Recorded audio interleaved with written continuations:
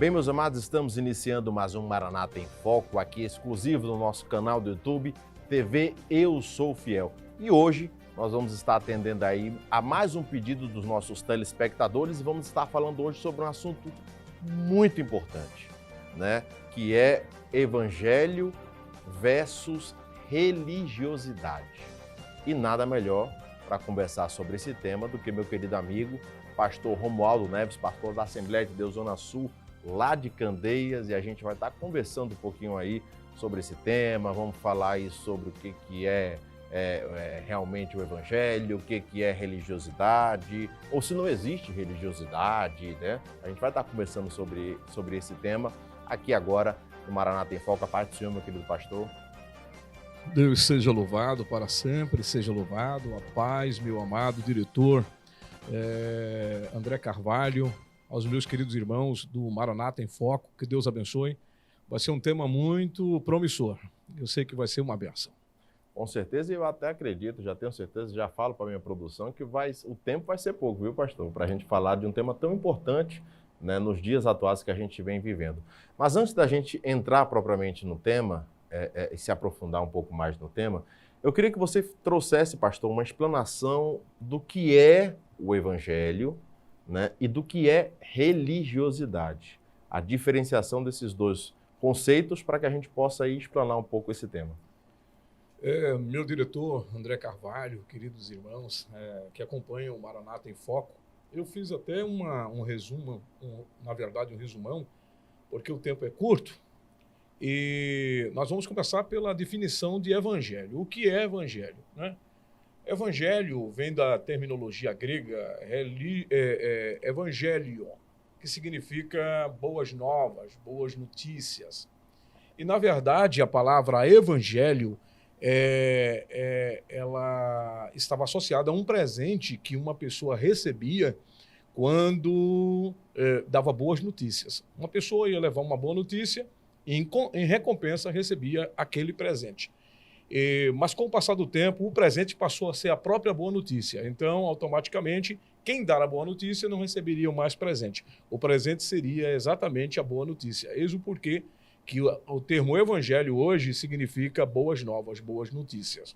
Então, a palavra evangelho é muito extensa e já nos mostra. O evangelho está associado ao nascimento de Jesus, aos seus ensinamentos, como também está associado, principalmente, à sua morte na cruz, à sua ressurreição e à sua ascensão ao céu.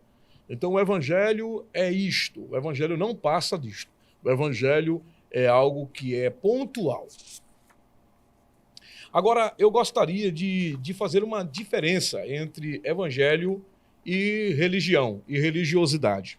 Interessante que a palavra religião, ela está ligada a duas terminologias, religare ou relegere.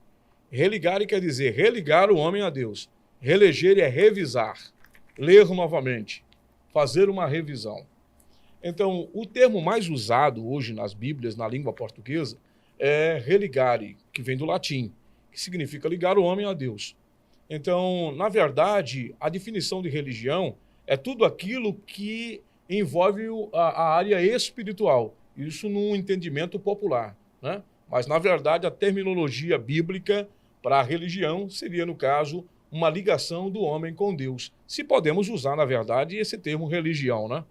Agora, eu gostaria de fazer... Eu fiz uma... Pode ficar à vontade. Eu pensei em algo assim, como definir e simplificar o entendimento do que é evangelho, o que é religião.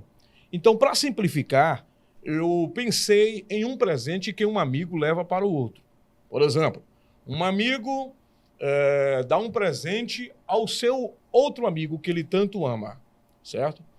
E junto com aquele presente vai um manual, certo? O presente não é o manual. O manual é para ajudar a pessoa a saber lidar com o presente que recebeu, para que o presente tenha um bom desempenho, para que tenha uma duração viável. E fazendo uma ligação entre essa história do presente dado a um amigo, Deus nos deu um presente. O amigo chama-se Jesus. Nós somos receptores deste presente. O presente é o Evangelho Salvador de Cristo. Este presente que o Senhor nos deu, que é o Evangelho, a boa notícia, as boas novas, tem um manual, que são a regra de nossa fé e prática, que é a Bíblia Sagrada. Todo mundo tem uma Bíblia, seja ele cristão, seja ele ateu, todos têm uma Bíblia. Seja para ler, para se guiar, ou para conhecer, ou por curiosidade, a Bíblia está em todas as partes. Então, ela é o manual.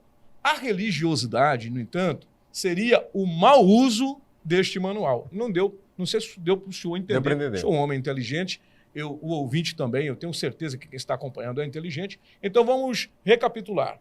O amigo é Jesus, o presente é o Evangelho, o manual é a Bíblia e a religiosidade é o mau uso deste manual. Então, se você usa mal o manual que você recebe de um certo produto, automaticamente você vai danificar aquele produto. E você não terá o bom uso do que você recebeu. Deu para entender? Então, o Evangelho e a religiosidade são definidos desta maneira.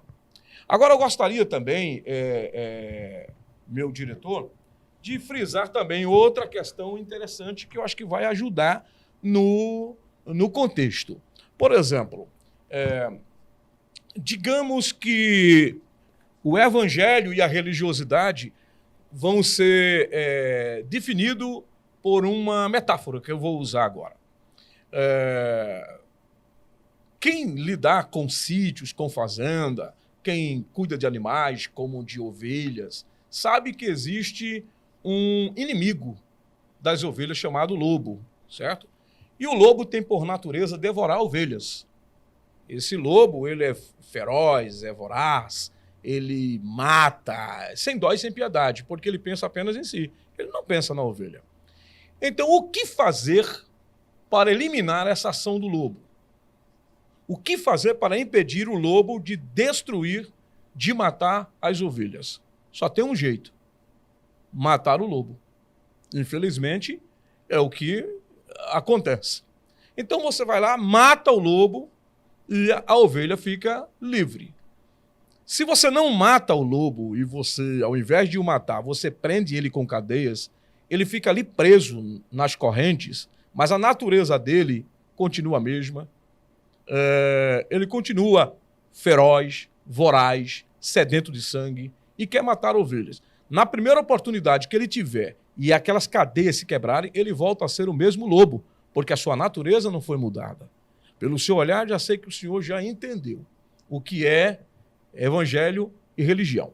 O que é o evangelho nessa história? O evangelho pega o homem com a sua natureza pecaminosa, maldosa, feroz, voraz, e transforma esse homem em ovelha, matando o lobo que há nele, que é aquela transformação, o nascer de novo, né?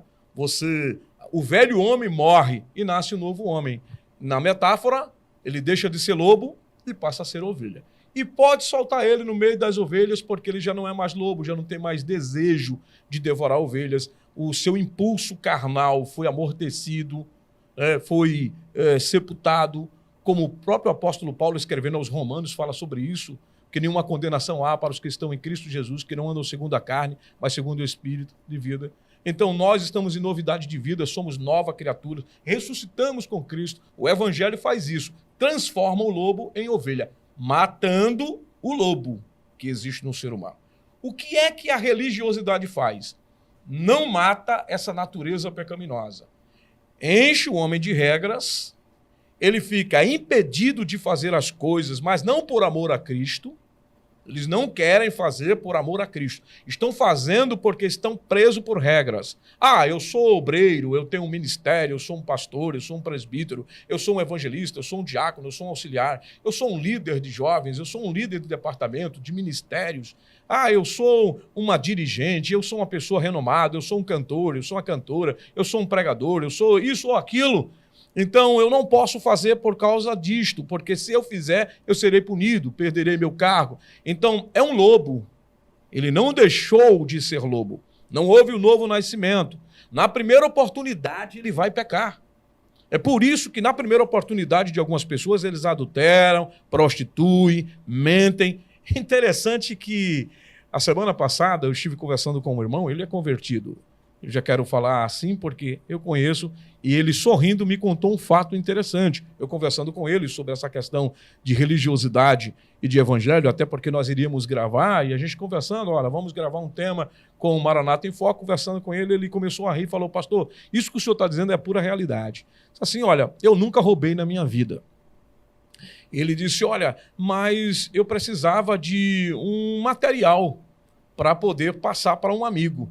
E ele falou para mim, olha, vai ali naquele carro, tinha muitos carros no pátio, e o amigo dele falou assim, ó, vai lá, pega um material assim, naquele carro. Certo? Quando ele chegou lá, ele tirou aquele produto e ele achou facilidade para tirar. Mas ele não estava roubando. Ele foi pegar porque pediram para ele tirar. E quando ele viu muitos carros, ele disse, por que eu não vou tirar também de outros? Ele disse que não tinha ninguém. Ele começou a tirar módulo, ele começou a tirar outros produtos dos carros, objetos. E ele disse que entregou o produto que pediram, mas ficou com o restante que ele havia roubado. Nunca na vida dele ele tinha feito isso, mas disse que a oportunidade que ele viu, ele acabou fazendo. E foi vender, e não conseguiu vender nada do fruto do roubo dele. Ele foi falar com uma pessoa, e a pessoa disse, você tem que saber roubar para poder vender, você tem que saber pegar as coisas certas para as pessoas certas, tem que comercializar. Ele disse, pastor, eu nunca roubei na minha vida, mas quando eu me vi diante de uma oportunidade, eu fiz.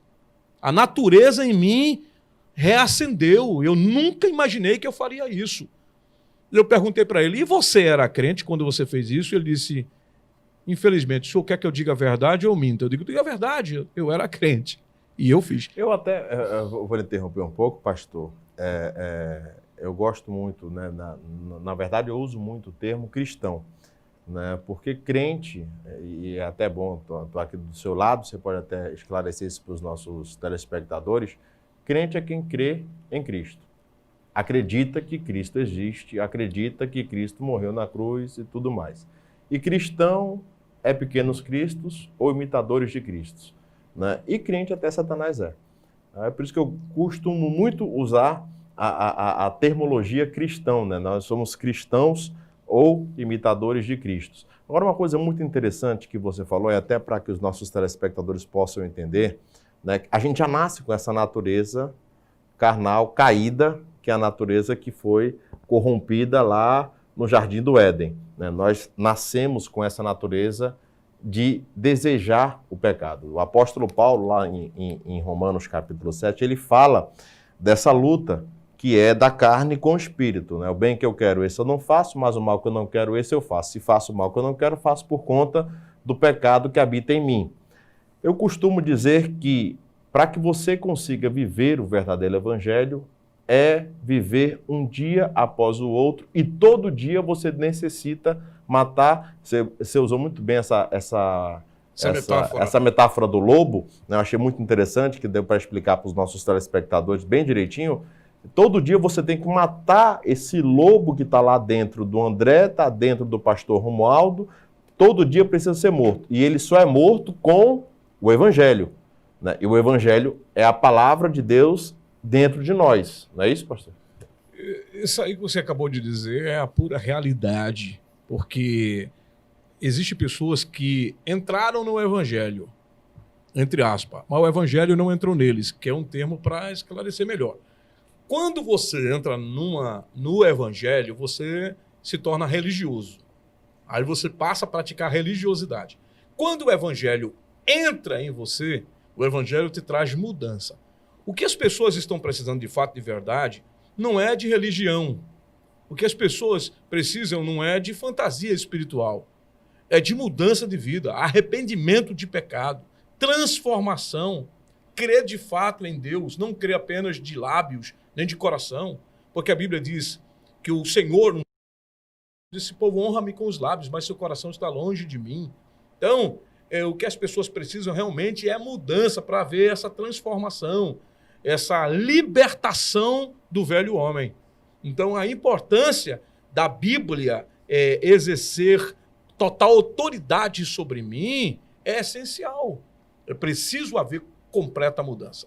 Então, assim, por isso que nós entendemos que se não houver mudança, o evangelho não entrou na pessoa.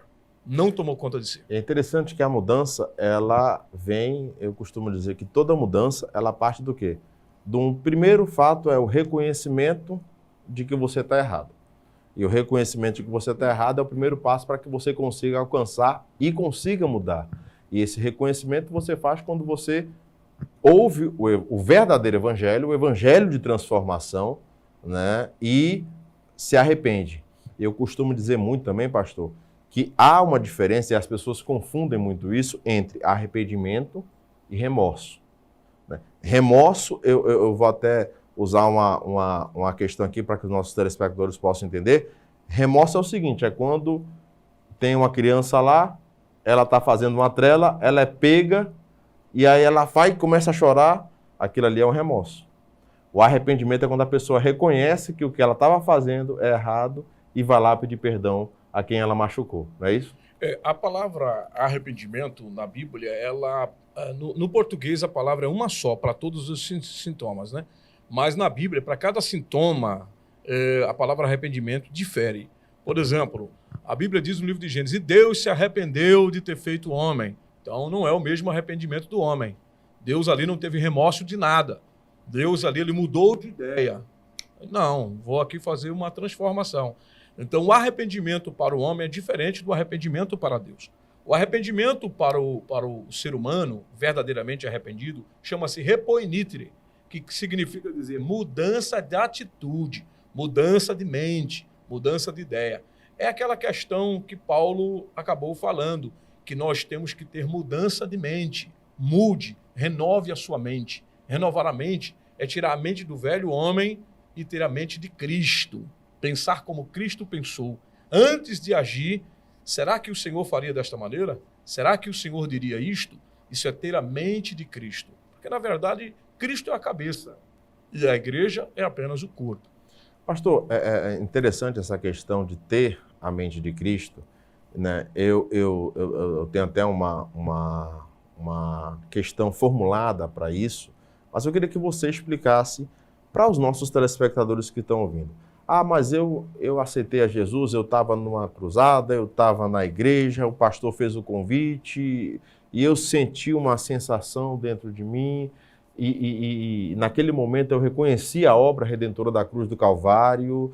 E como é que eu faço, pastor, para que eu possa conseguir ter essa mudança de mente? O que eu posso fazer para poder mudar a minha mente e, consecutivamente, mudar as minhas atitudes e as minhas ações? A palavra mudança de mente no Novo Testamento, dita por Paulo, chama-se metanoia. É como se fizesse uma cirurgia, abrisse a cabeça, tirasse aquele cérebro e colocasse um outro, totalmente renovado, tirando todo o lixo, toda a impureza, tudo que você aprendeu no passado que te levou à degradação moral, espiritual, que destruiu sua vida. É como se tivesse um transplante de cérebro.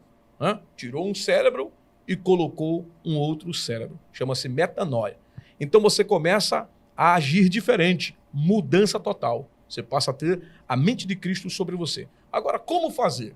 A Bíblia dá a resposta, no livro dos Salmos. Como purificará o mancebo o seu caminho? Observando na lei do Senhor, segundo a sua palavra. Interessante que hoje as pessoas abraçam o evangelho da prosperidade. É bom ser próspero, ter carro novo, casa nova, mas isso não é o essencial para a vida cristã. Não é. O essencial é a mudança de vida, ser transformado. Não adianta de nada eu ter uma prosperidade financeira e viver uma vida pregressa. Então, isso para mim passa a ser apenas uma religiosidade. Poxa, eu tenho uma religião, meu pai tem uma, fulano teve, todo ser humano tem que ter religião. Então é preciso entender que aceitar Jesus e para mudar de vida não tem outro, é o manual. Lembra aquilo que eu falei aqui do manual? Você recebe o presente. Mas, rapidamente, é um costume quase que geral, eu acredito, eu já fiz isso, acredito que o senhor talvez possa ter feito. Você ganha um objeto, a ansiedade é tão grande que você nem pega no manual para ler. Vai direto. Você vai direto ao objeto. Você parece que quer descobrir por si mesmo o que o objeto tem. Então você acaba fazendo coisas erradas. E muitas das vezes o objeto que você ganhou ele tem funções que você nem descobre por falta de leitura do manual. Então, a Bíblia é o manual para quem quer mudar e que realmente quer ter essa metanoia, essa mudança de mente. Eu costumo dizer, pastor, e eu gosto muito desse salmo, que eu vou recitar ele agora, né, que é o Salmo 1, que diz, na verdade ele sintetiza o que nós precisamos fazer. Né? Eu costumo dizer que o Evangelho de Cristo é uma coisa tão simples, que as pessoas não fazem o simples. Né? As pessoas elas preferem fazer campanhas e não sei o quê, e não ler a Bíblia, e escutar o fulano, escutar ciclano e não sei o quê. E o salmista diz, bem-aventurado o homem que não anda segundo o conselho dos ímpios, nem se detém no caminho dos pecadores, nem se assenta na roda dos escarnecedores. Aqui ele começa com conselhos, vai no versículo 2, dá o que você deve fazer também, antes tem o seu prazer na lei do Senhor, e na sua lei medita de dia e de noite. E no versículo 3 é a consequência, pois será como árvore plantada junto a ribeiros de água, a qual dá o seu fruto na estação própria, cujas folhas não caem, tudo quanto fizer prosperará. Eu costumo muito dizer que a questão do Evangelho é você se aprofundar na palavra de Deus, no conhecimento da palavra de Deus, e eu falo muito isso, pastor, quando eu estou fazendo a programação na rádio, eu falo, gente, olha, eu estou aqui lendo a que vocês possam estar aí também lendo e confrontando o que eu estou falando com o que está na palavra. Esse é a forma de você crescer, né? O bereano. É você ali estar confrontando e você estar falando, não, o que o pastor Romualdo está dizendo realmente está aqui na palavra do Senhor Jesus Cristo. Agora, para isso, é necessário conhecer o manual. É verdade. Não pode colocar o manual aberto no Salmo 91 e ficar lá empoeirado e amarelado, como no Salmo 23. Não, a Bíblia tem 66 livros, 1.189 capítulos, 31.173 versículos, mais de 810 mil palavras, e foi escrito para que possamos ler. E se a gente não ler, vai acabar errando. O próprio Jesus disse, o meu povo erra por falta de ler o manual. Ó, já até atualizei. De ler as Escrituras. Agora, meu diretor, André Carvalho, analisando essa questão da religiosidade e do Evangelho, existe algo assim muito interessante na Bíblia, porque o próprio Jesus confrontou os religiosos da sua época. Porque quando Jesus veio, ele veio quebrando paradigmas, ele veio fazendo tudo o contrário que os religiosos da época faziam. Então a religiosidade na época era vigente, era muito forte. Então tudo que Jesus fazia era recriminado pelos religiosos. Quem eram os religiosos da época? Os fariseus, os saduceus, né? Aquele grupo de sacerdotes, o sinédrio. Então, tudo que Jesus fazia parecia que ia de encontro ao que eles ensinavam. Então, Jesus teve a maior dificuldade, digamos assim, foi com os religiosos, não foi com os pecadores, foi com os religiosos. Porque os pecadores ouviam, recebiam a palavra, os religiosos não confrontavam e queriam que fosse daquele jeito. E o pior, eles não mediam segundo as Escrituras, eles mediam segundo os seus costumes religiosos, que era o seu padrão, de como eles aprenderam dos seus pais. E, digamos bem a verdade, que os religiosos da época de Jesus, os sacerdotes, estavam muito distantes dos princípios deixados por Moisés e pelas Escrituras. E falando dessa questão, eu não posso, nosso tempo já está chegando ao final, mas eu não posso deixar de mencionar aquela passagem muito conhecida por todos nós, quando Jesus, porque na verdade Jesus ele é amor. E eu venho falando muito isso, tanto na rádio quanto no nosso canal do YouTube, que o que nos falta hoje no mundo é o amor de Cristo sendo revelado através das nossas vidas, né? Então, hoje a gente, às vezes, atuamos e fazemos como os fariseus. Condenamos, culpamos, né? E até botamos a pessoa no inferno, né? Sim. O papel de Cristo, né, de juiz. Enquanto Jesus, quando estava aqui nessa terra, num determinado momento, ele estava sentado ali com os pecadores e publicanos e os fariseus tentando condenar, e Jesus faz aquela belíssima fala, né? Os médicos são para os médicos são para os sãos, né? Não, eu vim para salvar os pecadores, não é isso? E é isso o que falta hoje, o perigo da religiosidade é fazer uma pessoa engessada, uma pessoa, não, eu tenho a Bíblia aqui, mas só carrego ela aqui. Né? Ou então eu tenho a Bíblia, como você bem mencionou, deixo lá aberto no Salmo 23, versículo 1, Senhor meu pastor, nada me faltará, e está lá aberto. Me diz outro versículo, digo, Salmo 23, 1. Me diz outro, Salmo 91, 7, 1000 cairão ao teu lado, 10.000... Ou seja, as pessoas hoje não... Você vê que falta conhecimento, você vê que falta a entender quem é Jesus, porque o nosso maior exemplo, que a gente tem que seguir, é Jesus. Não a homens e a regras formuladas por homens. Nada aqui contra regras, não estou aqui confrontando nenhum tipo de regra, mas toda regra do cristão, ela tem que ter base bíblica para que nós possamos seguir. Toda regra levantada fora da Bíblia, ela é propensa a ser heresia. E ela pode ser doutrina de homens repudiado exclusivamente pela Bíblia. Então, assim, tudo que é fora da Bíblia pode ser doutrina de homens, heresias ou doutrinas de demônios. Nós temos, de fato de verdade, a Bíblia como nossa regra de fé e prática. Mas, infelizmente, algumas pessoas tendem a colocar a sua religiosidade acima das Escrituras. Por exemplo, eu não sei quantos minutos nós temos ainda, mas em tempos passados, em uma de nossas igrejas, o pastor Paulo Leivas Macalão, fundador da Assembleia de Deus de Madureira, ele proibia que as pessoas comprassem remédio na farmácia, porque era uma falta de fé. Isso é religiosidade, porque os médicos estão aí para cuidar. Né? Outra coisa também, chegou um tempo que era proibido subir no altar sem bigode.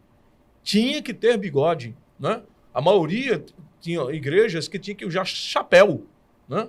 Eu não sei se o senhor lembra, que o senhor era muito... Eu era muito novinho, pastor. Muito novinho, né? Então, veja, quanto tipo de religiosidade. Por exemplo, eu estou aqui de terno, certo? A minha igreja é a Assembleia de Deus Ministério Zona Sul. Nós usamos ternos e gravatas. É religiosidade usar ternos e gravatas? Não. É um padrão escolhido pelas pessoas. Como assim o plenário político tem o seu padrão, todo mundo de terno, de gravata? Observe que quando uma pessoa vai para o plenário sem aquele padrão, fica meio estranho. Né? E não pode nem entrar, né? E não pode nem entrar, tem que respeitar o padrão. Então o padrão é escolhido. Agora, quer ver quando é que se torna religiosidade, meu amado? É quando alguém deixa de ouvir uma pregação de um pregador porque ele não está de gravata nem de paletó.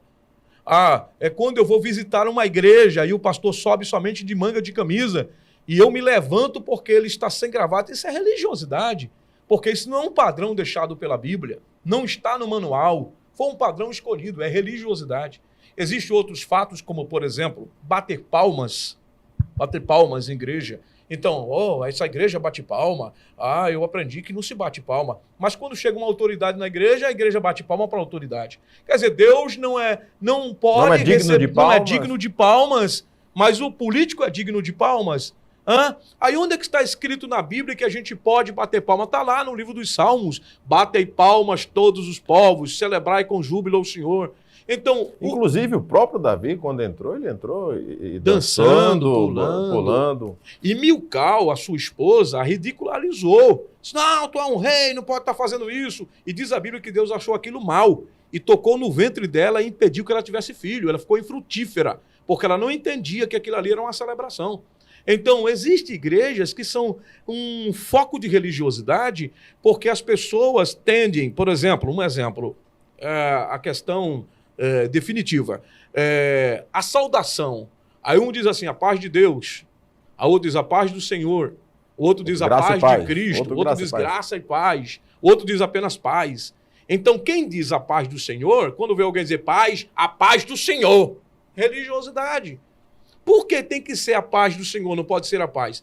Quem só transmite a paz não é Deus? Né? E a Bíblia não diz assim em Isaías, e ele é o príncipe da paz do Senhor. Não, ele é o príncipe da paz. Graça e paz. Os apóstolos, eles saudavam com graça e paz. O judeu tem costume de saudar com shalom. Shalom é paz. Ou, numa composição de saudação, shalom Adonai. Então, as pessoas se apegam com pequenos detalhes, ficam brigando por causa de religiosidade. Isso é plena religiosidade. Então, ou graça e paz, ou a paz do Senhor, ou shalom Adonai, ou apenas shalom. É a saudação entre irmãos. Então, existem outros fatores que permeiam em nosso meio que são pura religiosidade. E para se libertar da religiosidade e para viver o verdadeiro evangelho, não tem outro caminho. É ler as Escrituras. É ouvir a ministração da palavra. Existem muitas coisas que poderíamos falar nesse termo entre evangelho e religiosidade, como aquela questão do vinho novo, do odre velho, das vestes com remendo de pano novo em pano velho. Diga-se de passagem, hoje a gente tem visto hoje muitas pessoas que aceitam, né? Só que elas querem que Deus coloque o vinho novo no odre velho. No odre velho. Que ela quer permanecer da forma como ela está? Não, Deus, tem algumas áreas da minha vida que eu não posso mudar, porque isso aqui é um costume antigo, uma coisa antiga. As outras coisas você pode mexer, mas nisso aqui não, né? Então, para que haja essa libertação, você foi muito bem direto na sua colocação. A única forma de nós sermos libertos dessa questão da religiosidade, de nós não cairmos também na religiosidade, é se nós estivermos todos os dias lendo a palavra de Deus. Jesus disse assim: João veio, não comia carne, nem bebia vinho, e vocês disseram que eles tinham demônio. O Filho do Homem veio comendo e bebendo entre os pecadores, e vocês dizem que o Filho do Homem tem demônio. Então, para o religioso, basta apenas uma opinião formada. E eles vão de encontro a tudo e a todos. É interessante que, eu vou frisar isso aqui porque é muito importante, eu estava pregando na nossa igreja e um casal chegou na nossa igreja ouvindo a palavra. E quando chegou lá, porque, pastor Romualdo, porque a igreja é a Assembleia de Deus, quando chegou lá, as irmãs usando calça, usando brinco, né? E ficaram assustados porque na nossa igreja tem irmão usando saia, outra usa calça. Nós não dizemos use calça, use saia, use brinco, não use. Nós administramos e ensinamos. E cada um vai se vestindo com modéstia. Então, na hora que eu comecei a ministrar, a irmã começou a se contorcer lá na cadeira, começou a se contorcer e balançar a cabeça, não concordo, e não dava para ouvir o que ela estava dizendo. Em um dado momento, eu comecei a fazer o paralelismo entre o pecado, né, tal, e ensinar. E daí, então, fomos falando sobre adultério, prostituição, e ela recriminando aquilo lá. De repente, o semblante dela começou a mudar, ela baixou a cabeça e começou a chorar. Quando terminou o culto, que eu fui conversar com eles, né, e inclusive com o esposo me chamou no canto e falou assim: ô pastor, o senhor começou a ministrar, quando ela entrou aqui na igreja, que viu as irmãs de calça e de brinco, ela recriminou de um jeito, queria se levantar, queria ir embora, e porque as irmãs estavam usando isso. E eu digo: mas o que foi que houve? Sim, então, mas o senhor começou a falar contra prostituição, adultério, e aí ela começou a chorar, porque eu e ela nos conhecemos, eu larguei minha esposa, estou com ela, e nós moramos juntos e temos relações sexuais e estamos nessa situação. E o tamanho da religiosidade dela era tão grande que ela não olhava o pecado dela. Ela achava que o pecado do brinco, da calça, que isso não é pecado, um dia, se o senhor desejar, a gente pode tocar nesse assunto, tratar sobre essa temática. E ela não conseguia ver o tamanho do pecado. Aí foi quando eu me aproximei dela e falei: tá vendo, filha? Primeiro tem que tirar a trave do olho para olhar o argueiro que está no olho do irmão. Então essa pessoa acabou mudando de vida, acabou aceitando o evangelho de fato, de verdade, e hoje são outras pessoas, e Deus tem abençoado muito a vida desse casal. Glória a Deus, pastor. O tempo chegou, né? Passou muito rápido, né? Mas ficamos muito gratos e eu tenho certeza que foi muito esclarecedor. Obviamente teremos aí, vou lhe convidar mais vezes aqui, falar com a produção, para abordarmos outros temas de grande relevância da palavra de Deus. Pastor, muito obrigado pela sua participação. Fica aberto aí para rapidinho suas considerações finais. Quero primordialmente agradecer a Deus por sempre uma porta aberta, poder pregar o evangelho, falar a palavra de Cristo, e agradecer ao senhor, meu amigo, o meu diretor, né, quem eu tenho um grande estima, o senhor sabe o carinho que eu tenho pelo senhor, pelo seu pai, pela sua família. O André Carvalho é um amigão que Deus tem nos dado. E louvar a Deus pela sua vida, que tem acompanhado o Maranata em Foco, e posso fazer um convite aos irmãos, claro, e conhecer a nossa igreja, tá? Lá você vai encontrar pessoas de brinco, de calça, mas todo mundo vestido, bem vestido, pessoas de vestido, de terno, de gravata, e ensinando a palavra de Deus. Igreja Assembleia de Deus, Ministério Zona Sul, ali em Candeias, na Avenida Presidente Kennedy, 4680. Obrigado, meu diretor, que Deus abençoe, estarei sempre à disposição. Pastor Romualdo Neves, muito obrigado, querido, pela sua participação, e agradecemos a você que esteve até agora nos assistindo. Muito obrigado pelo carinho da sua audiência e que Deus continue te abençoando. E lembrando, antes de eu finalizar aqui, que tudo isso que nós debatemos aqui, que nós falamos à luz da palavra aqui, que você ponha isso em prática, eu tenho certeza que Deus vai derramar coisas sobrenaturais sobre a sua vida. Que Deus te abençoe, um abraço muito carinhoso e fica na paz do Senhor Jesus.